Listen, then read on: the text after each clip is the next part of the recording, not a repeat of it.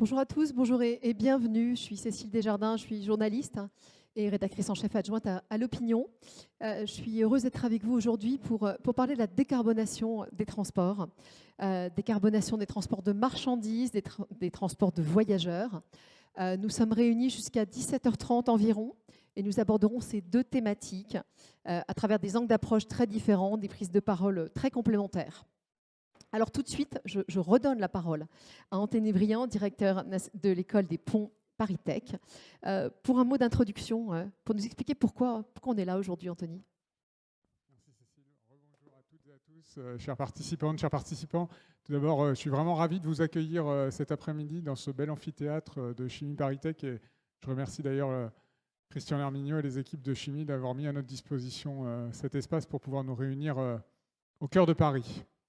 Alors, avant d'ouvrir les débats, juste permettez-moi de commencer par remercier également chaleureusement toutes les personnes qui ont rendu possible la tenue de ce colloque, tous nos partenaires qui sont là sur l'écran, à commencer par la Fabrique de la Cité, Léonard, le Lab Recherche Environnement du groupe Vinci, bien entendu nos partenaires médias qui nous accompagnent dans l'animation de cette journée, et puis Vinci Autoroute qui est aussi avec nous dans ce colloque aujourd'hui. Je les remercie parce que cette idée de colloque est née d'une discussion avec Pierre Copé, que je salue au deuxième rang, il y a quelques semaines et quelques mois. Il a réussi à se tenir en un temps record, et le nombre de participants qui sont présents cet après-midi me laisse penser qu'on va avoir des débats riches et nourris et donc constructifs. En quelques mots, j'ai promis à Cécile que je tenais en peu de temps. Laissez-moi vous donner deux anecdotes personnelles qui vont souligner trois convictions autour de cet enjeu de la décarbonation des transports, où et comment, pour reprendre le titre de notre colloque. Ces deux anecdotes, la première, c'est un voyage d'études que j'ai eu la chance de faire il y a quelques semaines en Suède avec trois partenaires industriels de l'école des ponts.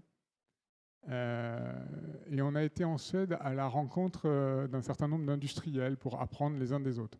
J'ai découvert la Suède que je ne connaissais pas. Et ce que j'ai découvert en Suède, d'abord, c'est un pays qui est tourné vers l'exportation. Un pays qui se projette à l'international. Le bon exemple, c'est qu'ils ont deux majors internationaux de la production de véhicules de transport, Volvo et Scania.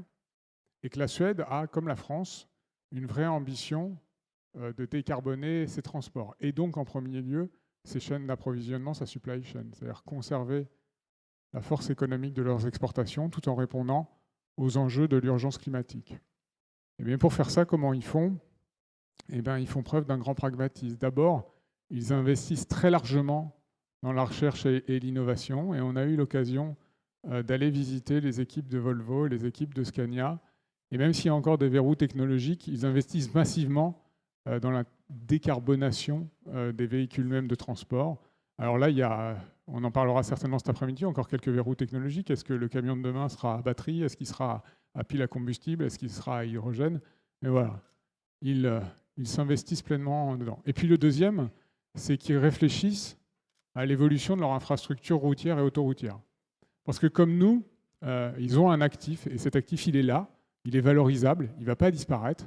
Et donc, il faut savoir l'adapter à cet enjeu de réduire les émissions de gaz à effet de serre qui y sont émis.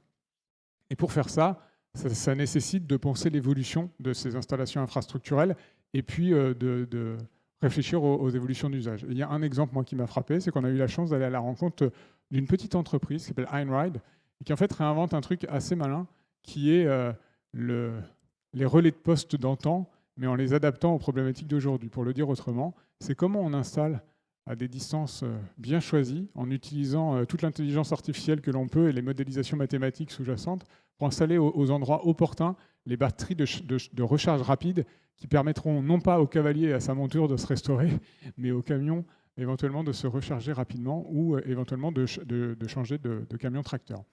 Une entreprise comme Einrad, c'est une entreprise qui, là aussi, réfléchit à comment faire évoluer l'infrastructure pour lui permettre de maintenir son niveau d'utilité, son niveau de valeur dans un monde décarboné. Mon deuxième apprentissage, le deuxième élément que je retiens de mon voyage en Suède, c'est c'est un pays dont je ne connaissais pas du tout la culture et que j'ai découvert. Et on a eu la chance d'aller à la rencontre d'un cluster scientifique, comme ils disent, à côté de Göteborg, qui est en fait une construction assez particulière. Ça ressemble un peu à nos pôles de compétitivité, mais pas vraiment non plus. C'est une alliance entre l'université technologique de Chalmers, qui est le grand institut technologique de Göteborg, la ville de Göteborg elle-même, et un ensemble d'industriels, dont le groupe Volvo qui est installé. Et qu'est-ce qu'ils font dans ce Scientific Park? Ils se mettent autour d'une table et puis ils essaient de prendre, là aussi de manière très pragmatique, où sont les problèmes et comment on peut avancer ensemble. Et donc, ils partagent les ressources, ils partagent les problématiques et cherchent à trouver des solutions ensemble. Ils nous ont présenté par exemple un projet qui s'appelle Mobility X Lab, où pour de vrai, ils testent dans l'expérimentation des mécanismes de décarbonation de l'usage de la route et des autoroutes avant de le passer à un niveau plus large. Et cet apprentissage, en fait, il fonde pour moi la deuxième conviction, qui est celle de devoir avoir une culture de la discussion, de la négociation et du partage à la fois des problèmes et des solutions. L'enjeu de la transition écologique, plus particulièrement l'enjeu de la décarbonation des transports qui nous réunit cet après-midi, c'est une question quand même éminemment complexe. Et donc on a tous un petit bout de la solution, que ce soit bien entendu les industriels, les acteurs économiques, les pouvoirs publics à tous les niveaux, que ce soit au niveau de l'État, au niveau des collectivités. Et j'en suis convaincu aussi par l'enseignement et la recherche et donc tout l'écosystème de l'ESR. Et à travers ce colloque aujourd'hui, finalement, c'est ce à quoi on essaie de répondre à notre niveau, d'essayer de mettre ensemble notre intelligence collective pour pouvoir avancer. Donc la première conviction, c'est que l'actif est valorisable, qu'il faut réfléchir à des usages nouveaux, à une évolution de l'infrastructure, mais qu'on doit y arriver. Le deuxième, c'est que pour y arriver, il faut qu'on se mette autour d'une table. Et puis la troisième conviction, parce que j'ai peu parlé du déplacement ou de la mobilité des gens, elle est assise sur une autre anecdote personnelle. Alors celle-ci, pour le coup, très personnelle. Vous ne savez pas grand-chose du directeur des ponts. Je vais vous donner un scoop. Le directeur d'école des ponts est né dans le Loir-et-Cher. Et oui, ma famille habite dans le Loir-et-Cher.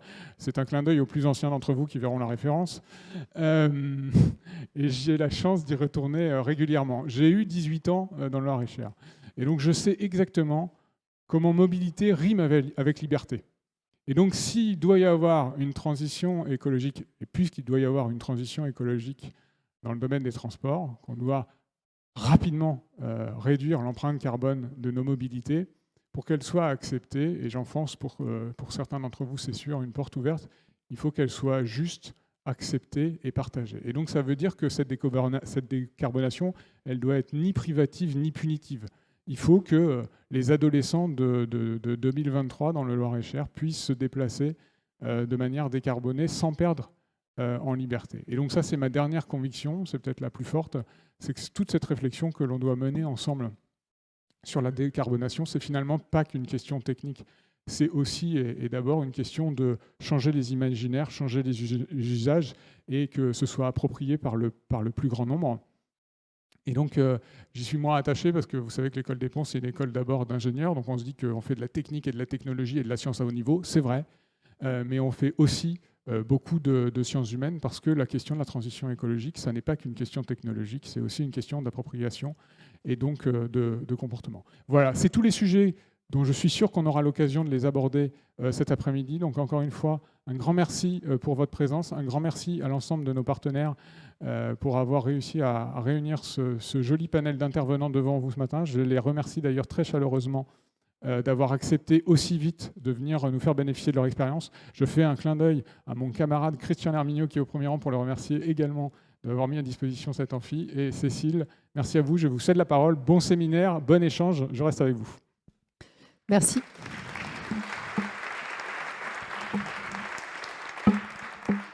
Merci beaucoup Anthony d'avoir en effet parfaitement posé le débat. Alors toujours en ouverture, malheureusement Madame la ministre de la Transition énergétique, Agnès Pannier-Runacher, était désolée de ne pas pouvoir se joindre à nous, mais elle nous a, à la demande de la Fabrique de la Cité, elle nous a laissé une petite vidéo que je vous propose de regarder maintenant. Bonjour à toutes, bonjour à tous. Je suis malheureusement retenue en Conseil des ministres européens de l'environnement et je tenais malgré tout à vous adresser cette vidéo. D'abord, pour saluer les travaux que vous menez au sein de la Fabrique de la Cité. Ces travaux contribuent au débat public sur l'évolution de nos villes et de nos territoires. Ils abordent des sujets qui me tiennent particulièrement à cœur en tant que ministre de la Transition énergétique, en charge à la fois des enjeux énergétiques, mais aussi climatiques de notre pays. Le colloque que vous organisez aujourd'hui sur la décarbonation des transports en est un bon exemple. Sur ce sujet, nous avons fait, il faut le reconnaître, ces 5 dernières années des pas de géants. J'en veux pour preuve la part de 25% de véhicules électriques ou hybrides rechargeables vendus le mois dernier et les 100 000 bornes de recharge électrique enfin ouvertes au public. J'en veux également pour preuve les 100 milliards d'euros annoncés pour le renforcement de nos infrastructures ferroviaires ou dans un autre registre, les 500 millions d'euros du plan vélo. Ou bien le 1,5 milliard annoncés en projet de loi de finances 2024 qui nous permettront de renforcer les aides pour les classes moyennes pour l'achat de voitures électriques individuelles ainsi que de financer l'électrification du transport routier. C'est un début, mais nous devons accélérer. Les transports constituent aujourd'hui le premier poste d'émission de gaz à effet de serre et nous mesurons chaque année combien il est difficile de diminuer ces émissions. C'est pourquoi nous avançons sur de nouvelles politiques, les RER métropolitains qui ont été annoncés par le président de la République, ou encore, dans un registre différent, la mise en place d'un score environnemental qui permettra aux modèles de voitures électriques les plus exigeants en la matière, pour l'essentiel produits en France et en Europe, de bénéficier du bonus écologique. La transition écologique et énergétique que nous portons va supposer des investissements massifs, quasi inédits depuis plus de 150 ans, puisqu'ils correspondent au rythme que nous avons connu lors de la construction du premier réseau de chemin de fer dans notre pays, à l'aube de la première révolution industrielle. Nous ne réussirons cette transition que si nous sommes capables de saisir les opportunités qu'elle ouvre en retour. De nouveaux marchés, de nouvelles filières, de nouveaux emplois, à l'instar de ceux de la vallée européenne de la batterie électrique que nous sommes en train de construire dans les Hauts-de-France. Et ce doit être aussi l'occasion unique de renforcer notre indépendance énergétique à un moment où les tensions géopolitiques se sont fortement renforcées dans le monde entier. Pour réussir, nous avons besoin de tous les acteurs, les élus locaux bien sûr, les entreprises, la société civile. Nous sommes tous dans le même bateau pour mener à bien cette transformation. C'est pourquoi les réflexions et les propositions que vous ferez à l'issue de ce colloque nourriront notre travail. Merci pour ce que vous faites, merci pour ce colloque et à très bientôt.